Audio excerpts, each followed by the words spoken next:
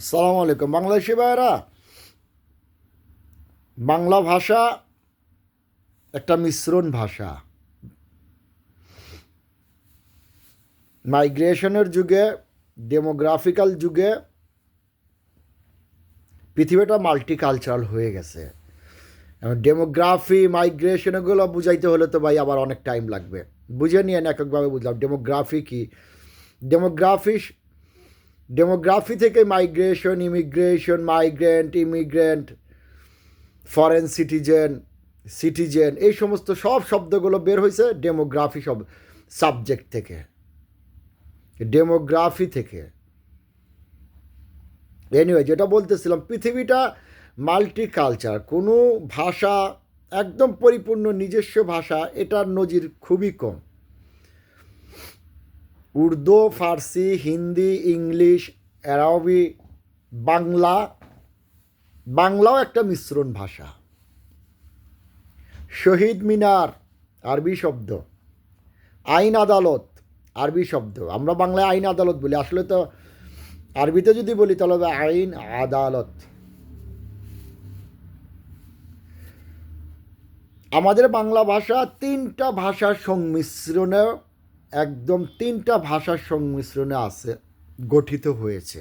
তার ভিতরে আর্য আছে, সংস্কৃতি আছে, আর একটা মনে আসতেছে না আমার কি যেন। আরবিক ভাষা বা আরবি ভাষা অ্যারোমিক থেকে আসছে, অ্যারোমা ভাষা থেকে আরবিক আসছে। উর্দু ভাষার ভিতরে অনেক আরবি ভাষা রয়ে গেছে, ফার্সি শব্দ রয়ে গেছে, ইংলিশ শব্দ রয়ে গেছে, হিন্দির ভিতরে ইংলিশ শব্দ রয়ে গেছে, বাংলা শব্দ রয়ে গেছে, ফার্সি শব্দ রয়ে গেছে। ভাষার ভিতরে একটা মাল্টি কালচারাল ইনভলভমেন্ট, সংযোজন, বিয়োজন, এটা আজকে থেকে না, এটা 90 শতকের পরের থেকে খুব জোরালোভাবে পৃথিবীর যে সমস্ত ভাষাবিদগুলো আছেন, যারা ভাষা নিয়ে কাজ করেন, তারা এই সংযোজন বিয়োজন করেছেন এবং তাদের নিজস্ব ভাষাগুলোকে আরও অলঙ্কৃত করেছেন, জুয়েলারিং করেছেন। ইংলিশ শব্দের ভিতরে অনেক ল্যাটিন শব্দ থাকে, অনেক ল্যাটিন শব্দ আছে। যেরকম পলিটিক্স, আসলে তো ছিল পলিটিকা, পলিটিকা, এখান থেকে পলিটিক্স।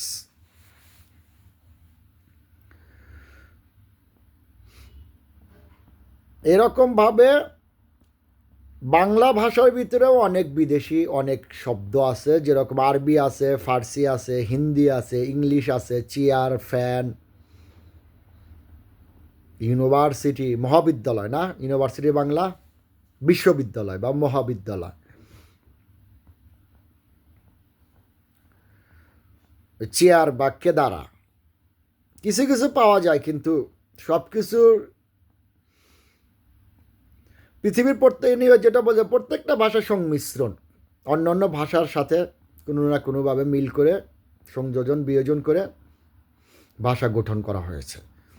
আমাদের বাংলা ভাষাও ঠিক একই রকম। ইনকিলাব শব্দটা আরবি শব্দ, নকল থেকে আসছে, মানে revolution, rapidly change, turn, form, reform, এটাকে বলা হয় ইংলিশে, বাংলায় বলা হয় বিপ্লব বা গণঅভ্যুত্থান বা সংস্কার বা আমূল পরিবর্তন। এই যে ইনকিলাব শব্দের অর্থ, কোনো কিছুকে পূর্বেরটাকে রেখে যে সংস্কার করা হয় ওটাকে ইনকিলাব বলা হয়। পূর্বেরটাকে বাদ দিয়ে না ভাই, পূর্বেরটা থাকবে, সেটার সাথে যে অলঙ্কৃত করা হয়, বোঝেন না, গোল্ডকে অলঙ্কৃত করা হয়, খাটকে, তারপরে আপনার বিল্ডিংকে, বিল্ডিং কালার ছাড়া বিল্ডিং হবে না ভাই। জানালা যদি না দেওয়া হয়, বারান্দা না দিলে আপনি থাকতে পারবেন না, বসবাস করতে পারবেন না। অবশ্যই পারবেন। তারপরেও ভেন্টিলেশন দেওয়া হচ্ছে, জলসাদ দেওয়া হচ্ছে, কেন? সৌন্দর্যের জন্য, আরামের জন্য কালারিং করা হচ্ছে, বিভিন্ন রকমের থাই গ্লাস দেওয়া হচ্ছে, সুন্দরভাবে বারান্দা করা হচ্ছে, সুন্দর শেপ দেওয়া হচ্ছে, কেন? এটাকে অলঙ্কৃত করার জন্য, এটাকে সুন্দর বা সুন্দর একটা দৃশ্য বা সুন্দর একটা সিনারিও দেওয়ার জন্য। এই অলঙ্কৃতগুলো করা হয়। ইনকলাব নকল থেকে আসছে, একটা আরবি শব্দ, আর কিছু না। শব্দগুলো অর্থ বোঝেন, তারপরে না হয় এটা নিয়ে কথা বললেন। ইনকলাবের মাধ্যমেই শেখ হাসিনার পরিবর্তন হয়েছে, এটা ভুলিয়েন না। এই জন্য বর্তমান যারা আসছেন তারা এই ইনকলাবকে অনেক ভয় পাচ্ছেন। ইনকলাবের মাধ্যমে, আজাদি আন্দোলনের মাধ্যমে ইংরেজ বিতরিত হয়েছে। ইনকলাব আজকের জন্ম না। আমি সাপোর্ট করে বলতেছি না, আমি তো সবসময় পরিবর্তন, কুল্লু জাদিদুন লাদিজুন আরবিতে বলা হয়, আর ইংলিশে যেটার অর্থ হচ্ছে every new thing is tasty. দেখেন যাদের কাছে ছেলে, যে সমস্ত পুরুষের কাছে একটু টাকা পয়সা আসে বেশি, আর একটা বিয়ে করার জন্য পাগল হয়ে যায়। ভরণ পোষণ দেওয়ার ক্ষমতা আছে, আর একটা বিয়ে করলে সমস্যা কি? ইসলামও লিগালাইজ দিয়ে দিছে। যেটা বলতেছিলাম, every new thing is tasty, কুল্লু জাদিদুন লাজিজুন, কুল্লু জাদিদিন লাজিজুন, দুটোটাই হয়। ইনকলাব এইটাই বিশ্বাসী, ভায়োলেন্স না, টেররিজম না, গুন্ডাগিরি, মাস্তানি, ক্রাইম, ফৌজদারিমূলক অপরাধ, এগুলো ইনকলাব কখনো সাপোর্ট করে না।